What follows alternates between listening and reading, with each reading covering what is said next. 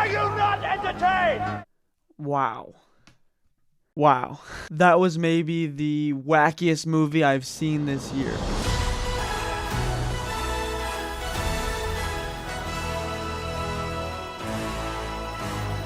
Indiana Jones and the Dial of Destiny, directed by James Mangold. Guys, this movie centers around an old Indy who is set to retire. He then gets pulled back into the adventure life when a foe from his past comes back to steal an artifact that Indy had kept secret. And yeah, that artifact is the Dial of Destiny. For some clarification about my history with the Indiana Jones franchise, Temple of Doom is the first movie that I remember seeing as a kid. So, I guess, in essence, Indiana Jones is the reason why I love movies, why I started this channel, why I watch so many movies, why I've gotten into making movies.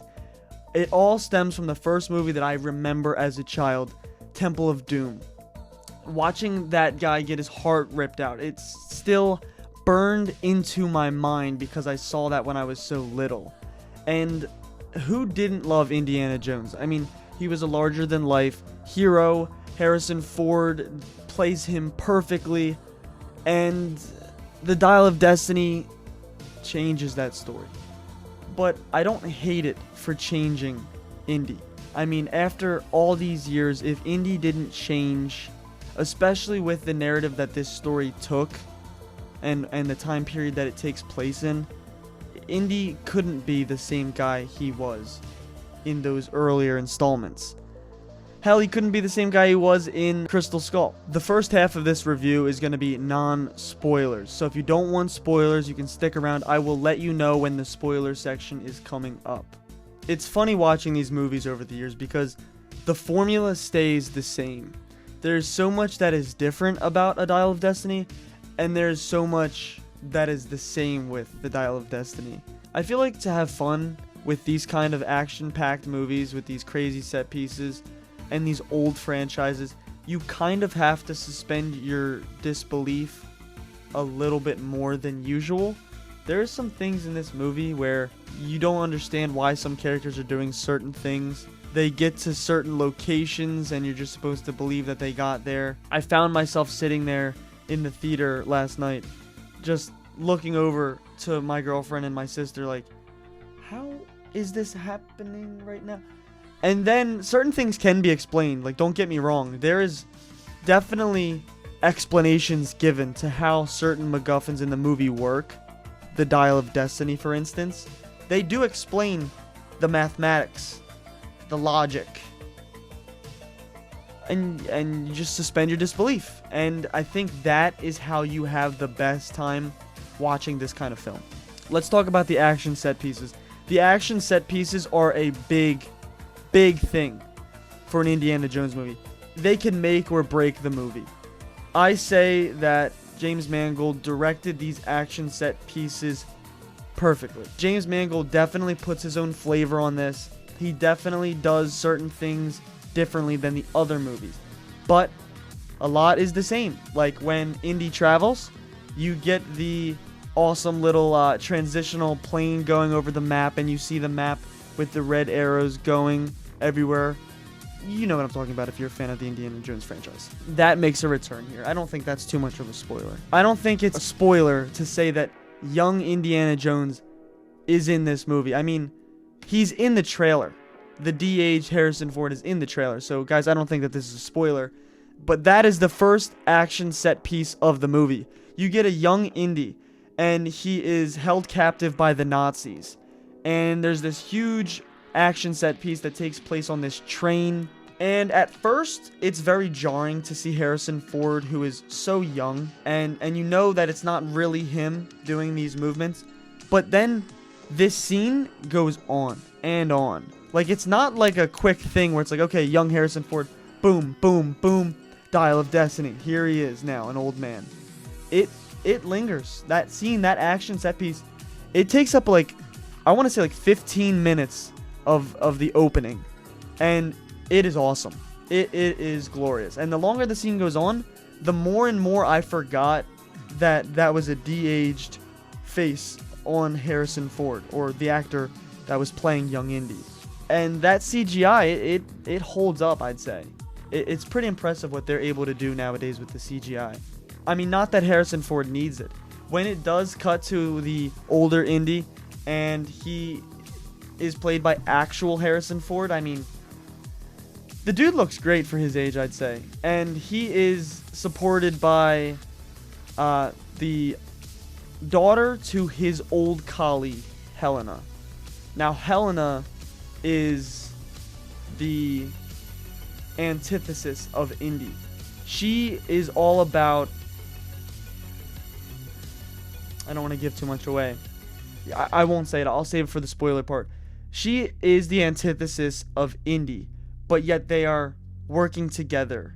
And there's this little kid, and he is kind of a throwback to the little kid from Temple of Doom. And that character is just so iconic.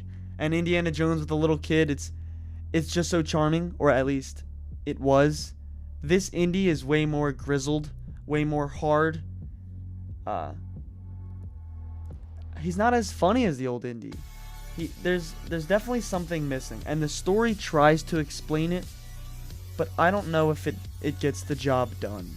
There's definitely something missing to the charm of this movie as opposed to the old movies. Now, the third act is fun, and it's very surprising what happens with the Dial of Destiny, but it feels rushed. The way that they got to the third act, they have to do this thing, then this thing, then this thing, and then boom, now they are chased here, and now they're up here, and now they're there, and then boom, cut to black, and now they're here. Guys, I'm going to wrap up the non-spoiler section of the video right here. I give Indiana Jones and the Dial of Destiny a 5 out of 10. It's mid, and it feels a little bit heart-wrenching to say that because I am such a fan of the Indiana Jones franchise. Grew up watching all the movies. Temple of Doom was the first film I remember as a child. I had it on DVD and I'd watch it on repeat. But there's just something here that is lacking. And maybe it's because there were so many writers on this movie. At the end credits, when the writers popped up, there's like 4 or 5 of them. And maybe there was just too many chefs in the kitchen, guys. Maybe they just couldn't come to a common consensus. Or maybe nobody could come up with a compelling story on how to get Indy back. But the way that they did get Indy back was, it made sense. How they pulled him out of retirement, I could get on board with that. We're going to talk about that more in the spoiler section. So if you haven't seen Indiana Jones and the Dial of Destiny, go see it, then come back to this and we're going to talk some spoilers. You have 5, 4, 3, 2, 1. Hopefully everybody who hasn't seen the movie is gone. Now we're going to talk some spoilers. So I talked about how they got Indiana Jones out of retirement because in the beginning of this movie, after we get the young Indy flashback, we get old Indy set in the 60s, the late 60s. And he's retiring. They throw him a retirement party. He's just not about it. He's pretty upset. He doesn't fit into this new age. It seems almost as if he was left behind in time, which is kind of fitting because the Indiana Jones character was always obsessed with artifacts, history, the past. And now that he's moving into the future and the astronauts have just gotten home from space, it seems like the future is imminent. And it seems like Indy is the past and he can't seem to fit into this new world. But Helena comes back and she is on and on about her father Baz's theories about the Dial of Destiny. And she gets Indy to reveal that he has the dial and he's been keeping it hidden. He promised Baz that he would destroy it and he did not. He kept it secret from everybody. And Helena steals it. And as Helena steals it, these Nazis show up to get the Dial of Destiny, but these Nazis are in hiding because obviously they have lost World War II, so now they are in disguise. And the main Nazi that we saw in the young Indy flashback is now working with the U.S. government. He has gotten a secret identity, and he is now sponsored by the U.S. government, and they are now after the dial. They are after the dial because said character helped the U.S. get to space, and now they are helping him with his new project, his new research. It was pretty crazy. This movie's pretty out there. Some of the things they change about history, some of the things that they choose to inject the story. It's pretty cool, pretty fun.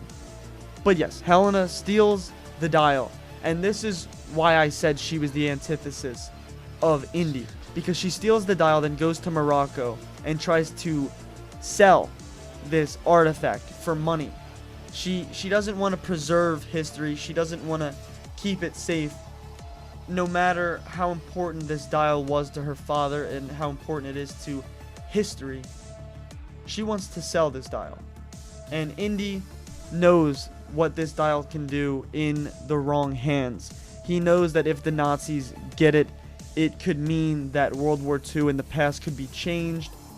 He knows what it meant to Baz, his colleague, and he goes after the dial. Not only that, but he is framed for murder because during the chase scene, during the parade, when the astronauts have come home to Earth, one of the Nazi henchmen shoots somebody in the street, and it is blamed on Indy. Now he's wanted for murder, and he can't seem to go home unless he has the dial and proof to who these people are and what they were after. So that's what gets him out of retirement. That was believable. I think that was pretty well done, getting Indy out of retirement. Like, why would he leave so easily, so willing? And he wasn't so willing or gung-ho about leaving and going on an adventure. He doesn't even call it an adventure, actually. He tries to get the police involved. He tries to tell the police, like, look at these guys. They have stolen something that is mine. They have killed people. And the police don't really help him. And then that's when he hops on the horse, and that's the scene you see in the trailer of him riding the horse down the parade. Really cool stuff, actually. I love how history plays a part in these Indiana Jones movies. It's so fun, so cool. But yeah, the main crux of the story is they have to find the other half of the dial. And that's the adventure that they are on. They need to beat the Nazis there because they know what can happen if they get their hands on Archimedes' dial. They can go back and change the events of World War II, which is a really cool idea, actually. I think that was really awesome, and it made stakes to this movie. I don't know, guys. I don't know. I'm torn with this. I really am. I don't want to hate this movie. I enjoyed it, but there was definitely something missing. Maybe it was because it wasn't young Indy. I don't know. Maybe it was because he was a harder, more grizzled Indy. Or maybe this kind of movie doesn't work in 2023. I don't know. I'm struggling with that right now, doing this review to you guys. But yeah, when I said everything was rushed, I was really looking at the part of the movie where they find Antonio Banderas' character, Ronaldo, and it's this whole thing where they get on this boat in the middle of the ocean and they have to go scuba dive for the other half of the dial. And don't get me wrong, the scene is cool, and there's this callback to snakes, because Indy hates snakes, and it is a running theme, or it is a running gag through the franchise. Indy hates snakes, and Ronaldo's character says, watch out for the eels because they latch on. And the little kid in the movie, who is supposed to be the throwback to the other little kid in Temple of Doom, says, oh, they look like snakes. And Indy's like, I hate snakes. And it was a good callback. And there's many callbacks in the movie.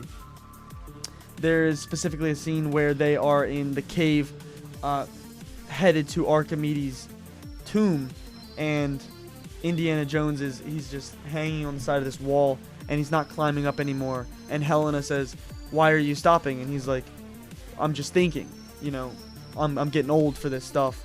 You weren't forced to drink the blood of Ra like he was in Temple of Doom. You weren't shot 9 times. And he explains all of his injuries and all of the things that he's been through in callbacks to the other films. And then eventually they get to Archimedes' tomb.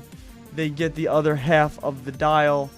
And what's really cool, I thought, was they found a watch on the skeleton of Archimedes, and they're like, watches wouldn't be invented for another 1,000 years, let alone a wristwatch.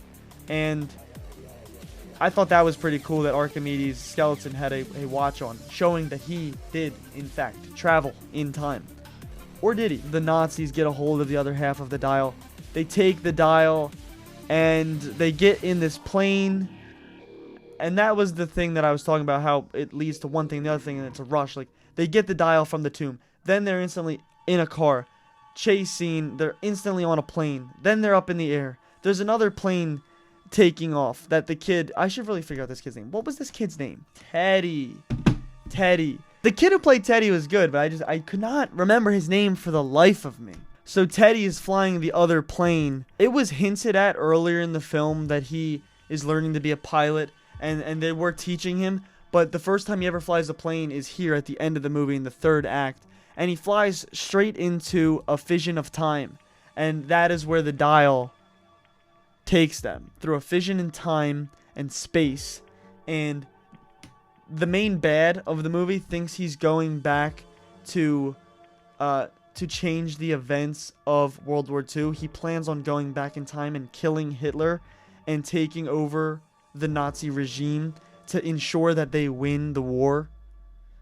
But he winds up going 2,000 years into the past, and now they are in the time of Archimedes, and they are thrusted into this battle, and the ancient warriors think that the planes are dragons, and they start spearing the plane. They start trying to take out the plane. It's really cool stuff. And then the plane crashes. Indy lands after parachuting down to safety, and Archimedes is there, and he comes face to face with Archimedes, and he wants to stay in the past. He wants to stay with Archimedes, and he wants to die in the past. Helena doesn't allow this. She punches him right in the face. Cut to black. That was the cut to black that I was talking about. And yeah, and that's the end of the movie, basically. Indy wakes up. He's in his bed, and his wife, his ex-wife, I guess I should say, because in this timeline, in this movie, they had to write Shia LaBeouf's character, Indiana Jones' son, out. I guess because they didn't want to bring Shia LaBeouf back into the franchise. He went to war. He went to the war. I guess it would be Vietnam, if historically accurate. If not, correct me in the comments down below. He gets killed in the war, and that loss just sends Indy's marriage just down in the dumps, and he gets divorced. But his wife hears that he went on this adventure to save the world, and I guess that's what brings her back to Indy and makes her fall in love with him again. At first, I thought they had went back in time and changed something about what happened between Indy and his family, but it doesn't seem that way to me anymore. It seems like she just caught wind that the old Indy's back, because she is saying constantly in the end of the movie, "Are you back, Indy? Are you really back?" And she's back. Indy kisses her, and it's a happy ending. And then there's this shot of the hat at the end, and you think that it's just gonna fade to black, and that's it. The hat is hung up, and then he grabs the hat, and then the movie ends. And it's kind of a lighthearted ending, because, you know, nowadays franchises never actually end. So he grabbed the hat at the end to signify maybe we'll be back for another one. Who knows? But yeah, Indiana Jones and the Dial of Destiny. This is my review, guys. If you've watched this far, thank you so much. Hope you enjoyed the review. Hope you enjoyed listening to me talk about the movie. I feel like I hit most of the beats. What else is there to say about this movie? I said I feel like it's lacking something. It definitely is. Harrison Ford, it almost seemed like he was going through the motions. I feel like there wasn't any triumphant scenes like there used to be, where he would, you know, roll through something or nearly evade something and then grab his hat, and then it would be this heroic moment, the music kicks in. But I feel like they kept the action set pieces where actual Harrison Ford is running and diving and fighting to a minimum because of Harrison Ford's age. And I guess that is where the downfall of the movie is, and they tried to save that with a young, de-aged Harrison Ford so they could put a young guy there doing all these, stunts. But nonetheless, it's a good time. I had fun. I do recommend the movie. So if you haven't seen the movie and you did listen to the spoiler section of this video, I do still recommend it, even though all of its flaws. I gave it a 5. It is mid. It is not really Maximus Tomatoes approved, but I do recommend it. It is a fun time, especially if you're a fan of Indiana Jones. There is really good moments in this movie where he is the old Indy, and he has these witty moments of figuring out clues and finding out where to go and how to get there. And he is that smart Indiana Jones, but he's just not all there, not all the same. Alright guys, that's my review of Indiana Jones and the Dial of Destiny. I've been Maximus Cardillo. There's only one question left to ask. Are you not entertained?